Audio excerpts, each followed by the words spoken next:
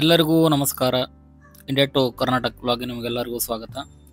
ನಾನು ಎರ್ನಾಕುಲಂದಿಂದ ಮೊದಲಿಗೆ ಬಂದಿದ್ದು ಕೇರಳದ ರಾಜಧಾನಿಯಾದ ಈ ತ್ರಿವೆಂಡ್ರಮ್ ಅಥವಾ ತಿರುಚನಾಪಳ್ಳಿಗೆ.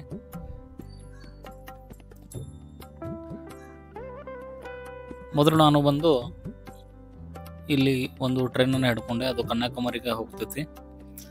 ಅದರ ಡಿಸ್ಟೆನ್ಸ್ 97 ಕಿಲೋಮೀಟರ್. 2.5 ತಾಸಿಂದ 3 ತಾಸು ಜರ್ನಿ ನಿಮ್ಗೆ ಆಗ್ತೈತಿ.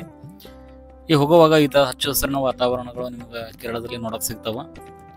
ಕೊನೆಗೆ ನಾನು ಬಂದು ತಲುಪಿದ್ದು ಈ ಕನ್ಯಾಕುಮಾರಿಗೆ. ಅಲ್ಲಿ ಮೊದಲಿಗೆ 800 ರೂಪಾಯಿ ಕೊಟ್ಟು ಒಂದು ರೂಮ್ ಮಾಡಿ ನನ್ನ ಬ್ಯಾಗದಲ್ಲಿ ಸಾಮಾನುಗಳನ್ನೆಲ್ಲ ಇಟ್ಟು ಸಾಯಂಕಾಲ ಈ ಒಂದು ಅದ್ಭುತವಾದ ಸ್ಥಳಕ್ಕೆ ಬಂದಿನಿ. ಇದನ್ನು ಒಂದು ಗಾಂಧಿ ಭವನ ಅಂತ ಕೂಡ ಕರೀತಾರೆ. ಮಹಾತ್ಮ ಗಾಂಧೀಜಿಯವರು ಈ ತಮಿಳುನಾಡಿಗೆ ಬಂದಾಗ ಕನ್ಯಾಕುಮಾರಿಯಲ್ಲಿ ಇಲ್ಲೇ ಕೂತ್ಕೊಂಡು ಧ್ಯಾನ ಮಾಡ್ತಾ ಇದ್ರು ಅಂತ ಒಂದು ಪ್ರತೀತಿ ಐತಿ. ಇಲ್ಲಿ ಒಂದು ಸ್ಮಾರಕ ಕೂಡ ನಿರ್ಮಾಣ ಮಾಡಿದ್ದಾರೆ ಅವರ ಹೆಸರಿನಿಂದ. ಈ ದಕ್ಷಿಣ ಭಾರತದ ತುದಿಯಲ್ಲಿರುವಂತಹ ಈ ಕನ್ಯಾಕುಮಾರಿ ಒಂದು ಕರಾವಳಿ ಪಟ್ಟಣ ಅಂತ ಕರೀತಾರೆ. ಇಲ್ಲಿ ಉಸಿರು ಕಟ್ಟುವ ಒಂದು ಸೌಂದರ್ಯ ಐತಿ. ಶ್ರೀಮಂತ ಸಾಂಸ್ಕೃತಿಕ ಪರಂಪರೆಯ ಸ್ಥಳ ಅಂದ್ರೂ ಕೂಡ ಆಗಂಗಿಲ್ಲ. ಇಲ್ಲಿ ಹಿಂದೂ ಮಹಾಸಾಗರ, ಅರೇಬಿಯನ್ ಸಮುದ್ರ ಮತ್ತು ಬಂಗಾಳ ಕೊಲ್ಲಿ ಸಂಗಮ ಇಲ್ಲಿ ಅದ್ಭುತವಾಗಿ ನಮ್ಗೆ ನೋಡಕ್ ಸಿಗ್ತೈತಿ. ಇದೇ ನೋಡಿ ಮಹಾತ್ಮ ಗಾಂಧೀಜಿಯವರ ಸ್ಮಾರಕ ಭವನ. ಇಲ್ಲಿ ಗಾಂಧೀಜಿಯವರ ಜೀವನ ಚರಿತ್ರೆಗಳನ್ನ ಫೋಟೋಗಳ ಮೂಲಕ ಅನಾವರಣ ಮಾಡಿದ್ದಾರೆ. ಬಹಳಷ್ಟು ಸುಂದರವಾದ ಸ್ಥಳ ಐತಿ. ಇಲ್ಲಿ ಬಂದಾಗ ಒಮ್ಮೆ ಭೇಟಿ ಕೊಡ್ರಿ. ಇಲ್ಲಿ ಎಂಟ್ರೆನ್ಸ್ಗೆ ಯಾವುದೇ ತರಹದ ಫೀಸ್ ಇರಂಗಿಲ್ಲ.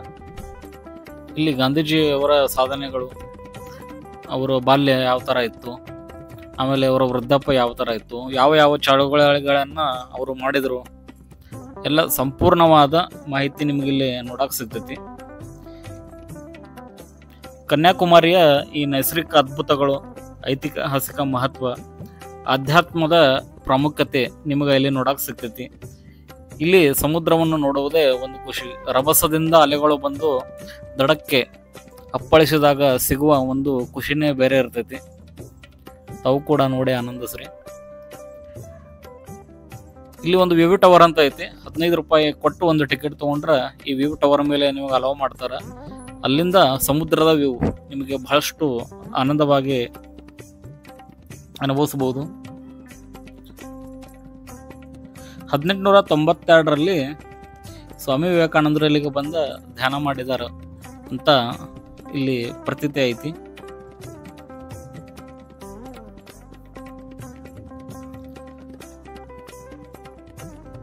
ಈ ತರ 500 ಮೀಟರ್ ಅಲ್ಲಿ ಗಾಂಧಿ ಸ್ಮಾರಕದಿಂದ ಎಡಗಡೆಗೆ ತಿರುಗಿರಂದ್ರೆ ಈ ಟವರ್ ನಿಮ್ಗೆ ನೋಡಕ್ ಸಿಗ್ತೈತಿ. ಸಮುದ್ರದ ಅಲೆಗಳ ರಭಸವನ್ನ ನೀವು ನೋಡಿ ಇಲ್ಲಿ ಆನಂದಿಸಬಹುದು. ನಿಮ್ಮ ಏನೋ ಡಿಪ್ರೆಷನ್ ಇತ್ತಂದ್ರೂ ಇಲ್ಲಿ ಬಂದ ಬಳಿಕ ನಿಮ್ದೆಲ್ಲ ಆರೋಗ್ಯದಲ್ಲಿ ಚೇತರಿಕೆ ಕಾಣ್ತೈತಿ. ಇಲ್ಲಿನ ವರ್ಣರಂಜಕ ಸ್ಮಾರಕಗಳು ಮತ್ತು ಕರಕುಶಲ ವಸ್ತುಗಳು ಅದನ್ನ ನೋಡ್ರ ನಿಮ್ಗೆ ಅಲ್ಲಿ ಬಂದು ತಗೊಳ್ಬೇಕು ಅನಿಸ್ತೈತಿ. ಮೊದಲಿಗೆ ಇದು ಪ್ರಾಚೀನ ತಮಿಳು ನಾಗರಿಕತೆಯ ಸಮಯದಾಗ ಪಟ್ಟಣ ಆಗಿತ್ತಿದು. ಬಟ್ ಬಿಸ್ನೆಸ್ ಹಬ್ ಆಗಲಿಲ್ಲ. ಯಾಕಂದ್ರೆ ಇಲ್ಲಿ ಬಹಳಷ್ಟು ಮೇಧಾವಿಗಳು ಬಂದು ತಪಸ್ಸನ್ನ ಮಾಡಿ ಆಧ್ಯಾತ್ಮದ ಬೀಜವನ್ನ ಬಿತ್ತು ಹೋಗಿದ್ದಾರೆ. ಇದನ್ನ ಆಧ್ಯಾತ್ಮಿಕ ಕೇಂದ್ರ ಅಂತ ಕೂಡ ನಾವು ಹೇಳ್ಬೋದು. ಇದಕ್ಕೆ ತನ್ನದೇ ಆದಂತ ಒಂದು ನೈಸರ್ಗಿಕ ಸೌಂದರ್ಯ ಐತಿ. ಗೋವಾ ಬೀಚ್ಗೆ ಮತ್ತೆ ಬೇರೆ ಬೀಚ್ಗಳಿಗೆ ಕಂಪೇರ್ ಮಾಡಿದಾಗ ಇದು ಒಂದು ವಿಶಿಷ್ಟವಾದ ಬೀಚ್ ಅಂತ ನಾವು ಹೇಳ್ಬೋದು. ಆಧ್ಯಾತ್ಮದ ಸಾಧನೆಗೋಸ್ಕರ ಇಲ್ಲಿ ಬಹಳಷ್ಟು ಒಂದು ಅದ್ಭುತ ತಾಣ ಅಂತ ನಾವು ಹೇಳ್ಬೋದು. ಹಸಿರು ಬಣ್ಣ, ಬಿಳಿ ಬಣ್ಣ ಮತ್ತು ನೀಲಿ ಬಣ್ಣದ ನೀರು ಇಲ್ಲಿ ನಿಮಗೆ ನೋಡಕ್ ಸಿಗ್ತೈತಿ. ಈ ವಿಹಂಗಮವಾದ ನೋಟವನ್ನ ನಾನು ನೋಡಿ ಬಹಳಷ್ಟು ಖುಷಿ ಆದ್ನಿ. ಮತ್ತೆ ವಿವೇಕಾನಂದರ ಸ್ಮಾರಕಕ್ಕೆ ಹೋಗುವ ಒಂದು ಪ್ಲಾನ್ ಕೂಡ ನಾನು ಮಾಡಿದೆ. ಅಲ್ಲಿಂದ ಡೈರೆಕ್ಟ್ ಆಗಿ ನಾನು ಬಂದಿದ್ದು ಭಗವತಿ ಅಮ್ಮನ್ ಟೆಂಪಲ್, ಅಂದ್ರೆ ಸಾಕ್ಷಾತ್ ಪಾರ್ವತಿ ದೇವಿಯ ಮಂದಿರಕ್ಕೆ. ಇಲ್ಲಿ ಪಾರ್ವತಿ ದೇವಿಯು ಬಾನಾಸುರ ಎಂಬ ರಾಕ್ಷಸನನ್ನು ಸಂಹರಿಸಿ ತಾನು ಇಲ್ಲಿ ನೆಲೆಗೊಂಡಳು ಅಂತ ಒಂದು ಪ್ರತೀತಿ ಐತಿ. ಇಲ್ಲಿ ಬಂದಾಗ ಕಡ್ಡಾಯವಾಗಿ ಈ ದೇವಸ್ಥಾನಕ್ಕೆ ಭೇಟಿ ಕೊಡ್ರಿ. ಒಳಗಡೆ ಹೋಗುವಾಗ 20 ರೂಪಾಯಿ ಎಂಟ್ರೆನ್ಸ್ ಫೀ ಇರ್ತೈತಿ. ಆ ಟಿಕೆಟನ್ನು ತಗೊಂಡು ನಾನು ಕೂಡ ಒಳಗೆ ಹೋದೆ. ದೇವತೆಯ ಮೂರ್ತಿ ಬಹಳಷ್ಟು ಚೆನ್ನಾಗಿತ್ತು. ಸಾಕ್ಷಾತ್ ತಾಯಿಯೇ ಎದ್ದು ಬಂದಂತೆ ಕಾಣ್ತಾ ಇತ್ತು. ಮತ್ತೆ ನಾನು ರೂಮಿಗೆ ಹೋಗಿ ರೆಸ್ಟ್ ಮಾಡಿದೆ. ಮರುದಿನ ಬೆಳಗ್ಗೆ ನಾನು ಮತ್ತೆ ವಾಪಸ್ ಈ ವಿವೇಕಾನಂದ ರಾಕ್ ಮೆಮೋರಿಯಲ್ಗೆ ಹೋಗೋಕ್ಕೋಸ್ಕರ ಒಂದು ಬೋಟ್ ಐತಿ. ಆ ಬೋಟ್ಲೇನ ನೀವು ಹೋಗಬೇಕು. ಹೀಗಾಗಿ ಆ ಬೋಟಿಂಗ್ ಮಾಡೋಕ್ಕೆ ನಾನು ಟಿಕೆಟ್ ತಗೋಬೇಕಾಗಿತ್ತು. ಅಲ್ಲಿ 75 ರೂಪಾಯಿ ಟಿಕೆಟ್ ಇತ್ತು. 4 ಕಿಲೋಮೀಟರ್ ನಂಬರ್ ಜನ ಹಚ್ಚಿದ್ರು. ಹೀಗಾಗಿ ಅದರ ಬಾಜುನೇ 300 ರೂಪಾಯಿ ಕೊಟ್ರಂದ್ರೆ ನಿಮಗೆ ಬೇಗ ಶೀಘ್ರವಾಗಿ ನಿಮಗೆ ಬೋಟಿಂಗ್ ಮಾಡ್ಬೋದು ಆ ಲೈನೆಲ್ಲ ಕ್ರಾಸ್ ಮಾಡಿ. ಹೀಗಾಗಿ ನಾನು ಫಸ್ಟ್ ಏನು ಪ್ಲ್ಯಾನ್ ಮಾಡಿನಂದ್ರೆ ಸುಮ್ಮ ಲೈನ್ದಾಗ ಯಾಕೆ ನಿಲ್ಲೋದು ಅಂತ ತಿಳಿದು ಡೈರೆಕ್ಟಾಗಿ 300 ರೂಪಾಯಿ ಟಿಕೆಟನ್ನು ತೊಗೊಳ್ಳೋ ಪ್ಲ್ಯಾನ್ ಮಾಡಿದೆ. ನೀವು ಕೂಡ ಹೋದ್ರಿ ಅಂದ್ರೆ ಬೆಳಗ್ಗೆ ಬೇಗ ಹೋಗ್ಬೇಕಾಗ್ತೈತಿ. ನಾನು ಟಿಕೆಟ್ ತೊಗೊಂಡು ಈ ಥರ ಒಂದು ಬೋಟ್ ಇತ್ತು. ಭಾಳಷ್ಟು ಜನ ಅಲ್ಲಿ ನಂಬರ್ ಹಚ್ಚಿದ್ರು. ವಿಶಾಲವಾದ ಈ ಥರದ ಹಡಗುಗಳದಾವ. ಒಂದು ದಡದಿಂದ ನಿಮ್ಮನ್ನ ಇನ್ನೊಂದು ದಡಕ್ಕೆ ಅಂದರೆ ಏನು ಐಲ್ಯಾಂಡ್ ಅಂತ ಕರೀತಾರಲ್ಲ ಅಲ್ಲಿ ಕರ್ಕೊಂಡು ಹೋಗ್ತಾರೆ. ಈ ಥರದ ಲೈಫ್ ಜಾಕೆಟ್ಗಳನ್ನು ಕೂಡ ನಿಮ್ಗೆ ಕೊಡ್ತಾರೆ. ಅದನ್ನು ನಿಮ್ಮ ಹೆಗಲಿಗೆ ಹಾಕೋಬೇಕಾಗ್ತೈತಿ. ನಾನು ಕೂಡ ಹಾಕ್ಕೊಂಡೆ. ಮತ್ತು ಬೇಗನೆ ಬಂದು ಸೀಟ್ ಹಿಡಿಬೇಕಾಗ್ತೈತಿ, ಇಲ್ಲಾಂದ್ರೆ ನಿಮಗೆ ಮೆಟಲ್ದಾಗ ಸಿಗ್ತೈತಿ. ವ್ಯೂ ನೋಡೋಕೆ ನಿಮ್ಗೆ ಆಗಂಗಿಲ್ಲ. ಈ ಥರ ಕಿಟಕಿಗೆ ಬಂದು ಕೂತ್ರಂದ್ರೆ ಆಜು ಬಾಜು ಇರುವಂತಹ ಈ ಬಿಲ್ಡಿಂಗ್ಗಳು, ಚರ್ಚ್ಗಳು, ದೇವಸ್ಥಾನಗಳು ನಿಮ್ಗೆ ನೋಡೋಕೆ ಸಿಗ್ತಾವೆ. ಸಮುದ್ರದ ಅಲೆಗಳು ಬಹಳಷ್ಟು ರಭಸದಿಂದ ದಡಕ್ಕೆ ಇವು ನೋಡ್ರಿ ಲೈಫ್ ಜಾಕೆಟ್ಗಳು. ಎಲ್ಲರೂ ಬಂದ ತಕ್ಷಣ ನಮ್ಮ ಒಂದು ಬೋಟ್ ಸ್ಟಾರ್ಟ್ ಆಯಿತು. ನಾವು ಕೂಡ ಅದ್ರಾಗ ಹೋಗಕ್ಕೆ ರೆಡಿ ಆದ್ವಿ. ನೀವು ಕನ್ಯಾಕುಮಾರಿಗೆ ಬಂದ್ರಂದ್ರೆ ಈ ಒಂದು ಬೋಟಿಂಗನ್ನು ಯಾವಾಗಲೂ ಮಿಸ್ ಮಾಡ್ಕೊಳಕ್ಕೆ ಹೋಗ್ಬೇಡ್ರಿ. ಬಹಳಷ್ಟು ಜನ ಕನ್ಯಾಕುಮಾರಿಗೆ ಬರೋದೇ ಬೋಟಿಂಗ್ ಮಾಡಕ್ಕೆ, ವಿವೇಕಾನಂದ ರಾಕ್ ಮೆಮೋರಿಯಲನ್ನು ವಿಸಿಟ್ ಮಾಡಕ್ಕೆ. ಅದೇ ರೀತಿ ಶ್ರೀ ತಿರುವಳ್ಳುವರ್ ಅವರ ಪ್ರತಿಮೆಯನ್ನು ಕೂಡ ನೋಡಕ್ಕೆ ಜನ ಇಲ್ಲಿ ಬಹಳಷ್ಟು ಬರ್ತಾರೆ. ಕೇವಲ 10 ನಿಮಿಷದ ದಾರಿ ಐತಿ. ಸಮುದ್ರದ ಅಲೆಗಳನ್ನು ದಾಟಿ ನಮ್ಮ ಒಂದು ಬೋಟು ಸ್ಪೀಡಾಗಿ ಹೋಗ್ತಾ ಇತ್ತು. ಅನೇಕ ಬೋಟುಗಳು ಕೂಡ ಅದೇ ಮಾರ್ಗವಾಗಿ ಬರ್ತಾ ಇದ್ವು. ಇಲ್ಲಿ ಬೆಳಗ್ಗೆ 8ರಿಂದ ಸಾಯಂಕಾಲ 4 ಗಂಟೆವರೆಗೆ ಮಾತ್ರ ಬೋಟಿಂಗ್ ಇರ್ತೈತಿ. ನೀವು ಒಂದು ಟಿಕೆಟ್ ತೊಗೊಂಡ್ರಂದ್ರೆ ಹೋಗಿ ಮತ್ತೆ ವಾಪಸ್ ಬರೋದು ಅದರಲ್ಲಿ ಇನ್ಕ್ಲೂಡ್ ಆಗಿರ್ತೈತಿ. ನೀವು ಬರೋದಿದ್ರಂದ್ರೆ ಬೆಳಗ್ಗೆ 7 ಗಂಟೆಗೆ ನಂಬರ್ ಹಚ್ಚಿರಿ, 8 ಗಂಟೆಗೆ ಓಪನ್ ಆಗ್ತೈತಿ. ಸಮುದ್ರದಲ್ಲಿ ನೀರು ಹೆಚ್ಚಿತಂದ್ರೆ ಮಾತ್ರ ಬೋಟ್ ಬಿಡ್ತಾರೆ. ನೀರು ಕಡಿಮೆ ಇತ್ತಂದ್ರೆ ಬೋಟಿಂಗ್ ಬಿಡಂಗಿಲ್ಲ. ಯಾಕಂದ್ರೆ ಸಮುದ್ರದಲ್ಲಿ ಈ ಬೋಟ್ ಹೋಗೋಕ್ಕಾಗಂಗಿಲ್ಲ. ಈ ರೀತಿ ಒಂದು ಅದ್ಭುತವಾದ ದೃಶ್ಯಗಳು ನಮಗೆ ನೋಡಕ್ಕೆ ಸಿಕ್ತು. ಈಗ ಬರೋದಿದ್ದು ನೋಡ್ರಿ, ಇದೇ ಸ್ವಾಮಿ ವಿವೇಕಾನಂದ ಅವರ ತಪಸ್ಸು ಮಾಡಿದಂತಹ ಸ್ಥಳ, ಶ್ರೀ ಸ್ವಾಮಿ ವಿವೇಕಾನಂದ ರಾಕ್ ಮೆಮೋರಿಯಲ್. ಐಲ್ಯಾಂಡದಲ್ಲಿ ಇದನ್ನ ಒಂದೇ ಬಂಡೆಯ ಮೇಲೆ ಕೆತ್ತಿದ್ದಾರೆ. ಕೊನೆಗೂ ನಮ್ಮ ಬೋಟು ಈ ದಡಕ್ಕೆ ಬಂದು ತಲುಪಿತು. ಈ ಬೋಟಿಂಗನ್ನು ಇಲ್ಲಿ ನಿಲ್ಲಿಸೋದನ್ನೇ ಒಂದು ದೊಡ್ಡ ಸಾಹಸ ಅಂತ ನಾವು ಹೇಳ್ಬೋದು. ಭಾಳಷ್ಟು ಟೈಮ್ ತಗೋತೈತಿ ಇಲ್ಲಿ ಬೋಟಿಂಗ್ ಲ್ಯಾಂಡ್ ಆಗಕ್ಕೆ.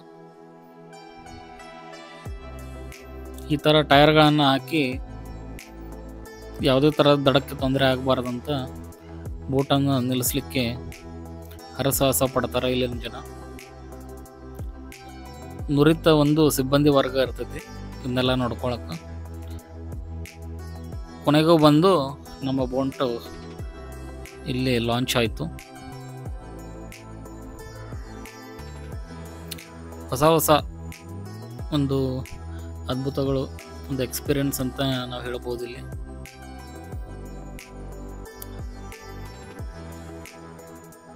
ಕೊನೆಗೂ ನಾವು ಈ ಬೋಟಿನಿಂದ ಕೆಳಗಡೆ ಇಳಿದ್ವಿ. ಸ್ಟ್ರೇಟಾಗಿ ಹೋಗಿ ಅಲ್ಲಿ ಒಂದು ಟಿಕೆಟ್ ಕೌಂಟರ್ ಇತ್ತು. 30 ರೂಪಾಯಿ ಕೊಟ್ಟರೆ ಒಂದು ಟಿಕೆಟ್ ಕೊಡ್ತಾರೆ. ಆ ಟಿಕೆಟನ್ನು ಇಲ್ಲಿ ತೋರಿಸ್ಬೇಕಾಗ್ತೈತಿ ಸೆಕ್ಯೂರಿಟಿ ಗಾರ್ಡ್ಗೆ, ಅವನು ಒಳಗೆ ಬಿಡ್ತಾನೆ. ಈ ಥರ ಸ್ಟೆಪ್ಸ್ ಅದಾವ. ಈ ಸ್ಟೆಪ್ಸನ್ನು ದಾಟಿ ಮೇಲೆ ಹೋದ್ರೆ ಸ್ವಾಮಿ ವಿವೇಕಾನಂದ ಮೆಮೋರಿಯಲ್ ನಿಮ್ಗೆ ನೋಡಕ್ಕೆ ಸಿಗ್ತೈತಿ. ಮತ್ತು ಅದೇ ರೀತಿ ಪಾರ್ವತಿ ದೇವಿ ಅಥವಾ ಭಗವತಿ ದೇವಿ ಅಂತ ಹೇಳ್ತಾರೆ. ಪಾರ್ವತಿ ದೇವಿಗೆ ಇಲ್ಲಿ ಅವರ ಒಂದು ಪಾದಕೆಗಳು ಕೂಡ ನೋಡಕ್ಕೆ ಸಿಗ್ತಾವೆ. ಈ ಥರದ ಒಂದು ಸ್ಮಾರಕ ಇಲ್ಲಿ ನಿಮಗೆ ನೋಡಕ್ಕೆ ಸಿಗ್ತೈತಿ. ಈ ಸ್ಮಾರಕದಿಂದ ಆ ಕಡೆ ನೋಡಿದಾಗ ಸಮುದ್ರ ಈ ಥರ ನಿಮಗೆ ವಿಹಂಗಮವಾದ ದೃಶ್ಯವನ್ನು ತೋರಿಸ್ತೈತಿ.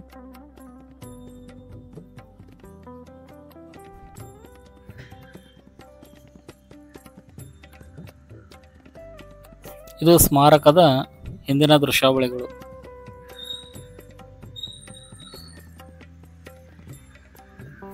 ಇಲ್ಲಿ ನೀವು ಬಂದ್ರೆ ಅಂದ್ರೆ ವಾಪಸ್ ಹೋಗಕ್ಕೆ ಮನಸ್ಸಾಗಂಗಿಲ್ಲ, ಅಷ್ಟು ಒಂದು ಪ್ರಶಾಂತವಾದ ವಾತಾವರಣ ಇರ್ತೈತಿ. ಇದು ತಿರುವಳವರ ಮೂರ್ತಿ.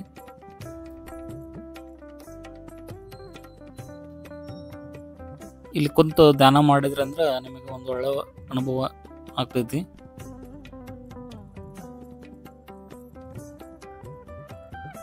ಕನ್ಯಾಕುಮಾರಿಗೆ ಬಂದ್ರಂದ್ರೆ ಇಲ್ಲಿ ಬರೋದು ಮಿಸ್ ಆಗಕ್ಕೆ ಹೋಗ್ಬಾರ್ದು, ಬರಲೇಬೇಕು. ಇದೇ ಸ್ವಾಮಿ ವಿವೇಕಾನಂದ ಅವರ ಒಂದು ಭವ್ಯವಾದ ಮೂರ್ತಿ. ಇಲ್ಲಿ ಒಳಗಡೆ ಫೋಟೋ ಹೊಡಿಲಿಕ್ಕೆ ಅಲಾವಿಲ್ಲ, ನಾನು ಹೊರಗಡೆ ಬಂದೆ, ನಿಮ್ಮ ಸಲುವಾಗಿ ಹೊಡ್ಕೊಂಡೆ.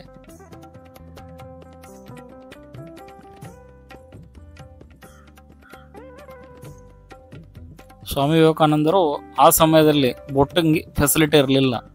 ಅವಾಗ ಅಲ್ಲಿಂದ ಈಜ್ಕೊಂಡು ಬಂದು ಇಲ್ಲಿ ಧ್ಯಾನ ಮಾಡಕ್ಕೆ ಕೊಡ್ತಾ ಇದ್ರು, ಮತ್ತೆ ಧ್ಯಾನ ಮುಗಿಸ್ಕೊಂಡು ವಾಪಸ್ ಹೋಗ್ತಾ ಇದ್ರು ಅಂತ ಪ್ರತೀತಿ ಐತಿ.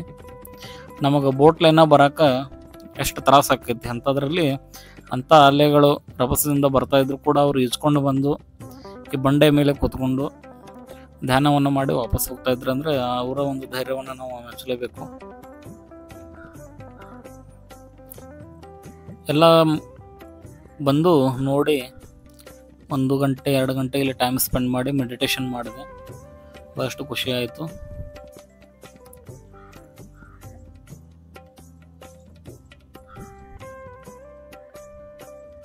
ನೀವು ಕೂಡ ಬಂದರೆ ಕಡ್ಡಾಯವಾಗಿ ಇಲ್ಲಿ ಭೇಟಿ ಕೊಡ್ರಿ. ಈ ಪ್ರವಾಸ ಅದ್ಭುತವಾಗಿತ್ತು. ಇಂಥ ಪ್ಲೇಸನ್ನು ನನ್ನ ಲೈಫಲ್ಲಿ ನೋಡ್ತೇನೆ ಅಂತ ನಾನು ಯಾವಾಗಲೂ ಅಂದ್ಕೊಂಡಿರಲಿಲ್ಲ. ನನ್ನ ಜೀವನ ಸಾರ್ಥಕ ಆಯಿತು ಅಂತ ನನಗನ್ನಿಸ್ತು.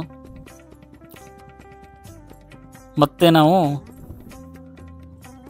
ವಾಪಸ್ ಹೋಗಕ್ಕೆ ರೆಡಿ ಆದ್ವಿ.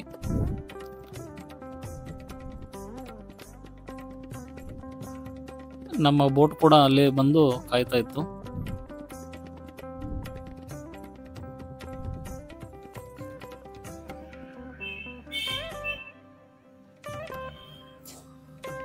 ಮತ್ತೆ ಬೋಟಿನಲ್ಲಿ ಕುತ್ಕೊಂಡು ನಾವು ಯಾವ ಜಾಗದಿಂದ ಬಂದಿದ್ವಿ ಅದೇ ಜಾಗಕ್ಕೆ ಮತ್ತೆ ವಾಪಸ್ ಬಂದ್ವಿ.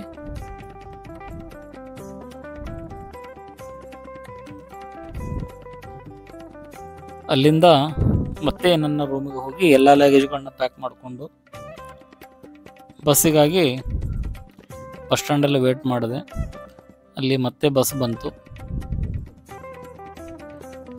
ಈ ಪಾರ್ವತಿ ದೇವಿಯ ಚರಣ ಕಮಲಗಳಿಗೆ ನನ್ನ ಸಾಷ್ಟಾಂಗ ನಮಸ್ಕಾರವನ್ನು ಮಾಡ್ತಾ ನಾನು ನನ್ನ ಪ್ರಯಾಣವನ್ನು ಮತ್ತೆ ಟ್ರಿವೆಂಡ್ರಮ್ ಕಡೆಗೆ ಬೆಳೆಸಿದ್ನಿ.